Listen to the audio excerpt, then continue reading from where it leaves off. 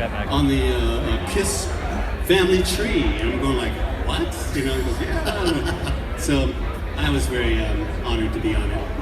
Okay, so let's hop Quite a family, isn't it? Yeah, it is. Let's hop forward then now to the Vinnie Vincent invasion. I'm sure a lot of folks don't know the story, so can you take us back to basically how it all transpired and what happened and some stories? Vinnie and I had a mutual friend. His name was Adam Mitchell. And Adam Mitchell wrote songs with Kiss and Paul Stanley and stuff like that. Yep. So I guess Vinnie was asking around, anybody, any singers in Los Angeles and Hollywood. And my name was brought up, and I talked to Vinnie on the phone, and he came to my house. He knocked on my door, and I opened up the door, and here's this guy in a little t-shirt and tennis shoes and jeans, and walks in with a cassette, and we had a cup of tea, and we sat down in my living room, and I put the cassette in, and it was Boys Are Gonna Rock, No Substitutes. I can't remember the other songs, but being a songwriter, I was just like, holy shit. I just love the songs, you know. He's such a great songwriter, and then on top of it, he's just like the most outrageous guitarist on it also. So I just said, yeah, I want to do this, you know, but what attracted me 100% was the songwriting, because Vinnie is definitely a great songwriter. And were you ready to take that harder edge with the music, because it's much more aggressive than maybe some of the stuff you've been doing in the past? I grew up listening to all the Beatles stuff and everything, and I was a big Zeppelin fan, and I used to sing along with all that stuff, and I had the same kind of range as Plant, and I just I've always had that edginess to me, that part also, and so it's like. It was an opportunity to sing that way, because I wasn't singing things like that because I don't play like that, So having somebody play with that aggressiveness, it just kind of you just put your edge on and go along and match it. So did he have the lyrics written for these songs, or was it just the he had music? all the lyrics Everything was ready to go. All done, pretty much. We went into the studio, we did some demos. I guess he brought me the demos that he had done, that he presented to Kiss, and that was going to be the next album for Kiss. The Lick It Up, after the Lick It Up album, was going to be the Invasion songs. But I guess, obviously, that didn't happen, and we ended up going to the studio with,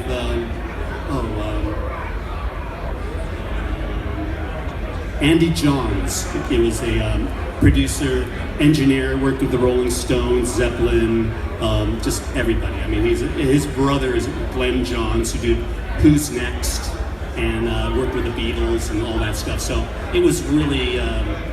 it was great to be in the studio with somebody like that, So how long did it take to record the record? The demos that we did, we did those demos, and then after the demos, Vinnie called me up and said, he said, I got offered to play with Kiss. And I said, that's terrific. And I said, you need to do this. I said, you and Anne-Marie are living in this little apartment. This is going to change your life. You've got to do this just to get yourself, out of what you're in right now. So he did. And then a few months later, he called me back, and then we kind of just picked it up from there. And then we did the Invasion album. So one of the things I always like to ask musicians like yourself, that's always something that's curious to me, is being that you weren't in the band, and you've been in all these other professional bands, what was your opinion or view on Kiss? Because I know some people always viewed them as a joke, and the people who seemed to get it and could see the songwriting understood it. Because I've always said to people, look, if you're not a Kiss fan, it's because you haven't listened to their music. Right. So what was your perspective? Well, Be honest. I'm going to be very honest. I had a friend, his name is Bob James. He took the place of Sammy Hagar in Montrose. And so Montrose was opening up for Kiss in Los Angeles at the Forum. So I went to go see my friend perform, and I didn't even know Kiss was playing. So Kiss is, Kiss comes on next, and I watched him, and I probably watched like 4 songs, and then I walked out. So, yeah. Now, I told Gene this story too. Oh, I'm sure he loved that. So then, Vinny joins Kiss, then comes back to you, or are you talking about a second time? What's that? When Vinny, you guys did the demos together, this was before he joined Kiss at that point, so this is early 80s. Yeah. Okay, so this is after like the Dan Hartman thing that he did? I guess so. Okay, and so then when the Kiss thing ended and Vinny then reached back out to you Right. after, then take us from there. So then what happened next? So then I guess he took those demos that we did, and I guess he played them around for a couple of record companies, and he ended up at Chrysalis Records, and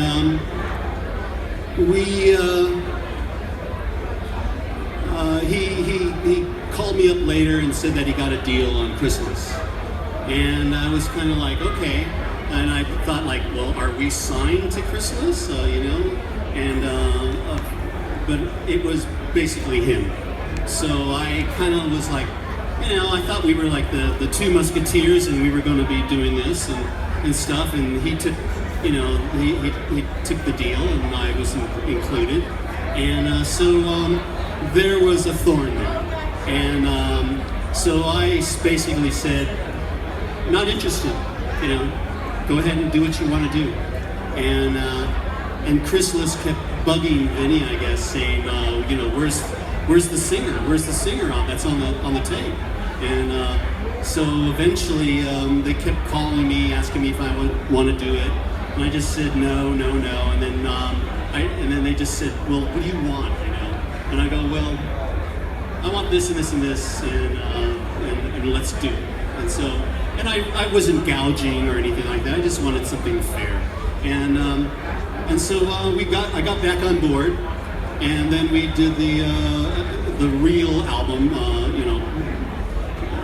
recorded the real album. But was your hesitation more because you wanted to be part of a band versus?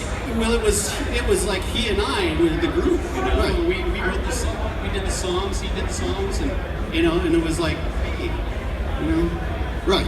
Yeah. So you're like, okay, am I going to really be a part of this? It wasn't very proper. So then you guys record the record. So then we go in and record the record, and he had already pre-recorded all the music pretty much. All I had to do is come in and do the vocals. So the first day I did vocals, Vinny, they had a vocal booth, and Vinny got all these Playboy centerfolds, and he lined the whole vocal booth all the way around like with Playboy centerfolds, and I'm with a microphone in there, and going like, what's the deal with this? Yeah. It would take a lot more to get me off than that. And so, I thought that was really funny.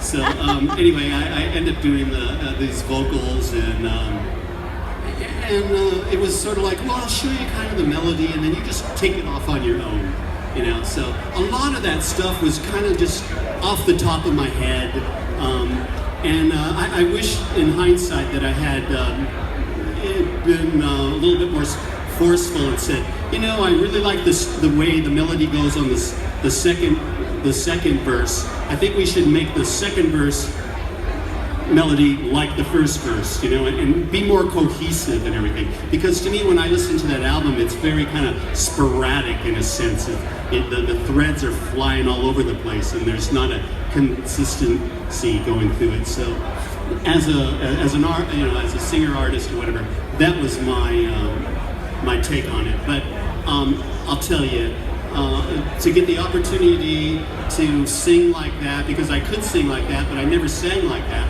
It was a really great experience, because I've told people before, it's like getting a big bucket of paint and just throwing it on the canvas and just let it go, you know. So that was my approach to the whole album. So, did you ever feel like, did he ever give you any kind of a vision as to what he was trying to do? Meaning, did he really want it to just be more of a guitar-driven album with kind of a singer there? Or was he really, because he's a very prolific songwriter, so was the vocals, did you feel it was also a very important piece of the puzzle from his perspective? Yeah, because he wouldn't put me there if he didn't think it was a matching tie and handkerchief, you know? Yeah, absolutely. So then, how did this all blow up? We were, Vinny got involved with a guy named George Suet. Which you worked with Kiss at one point. Yeah, and I didn't really think too much of George Suet, and I thought he was a little squirrely.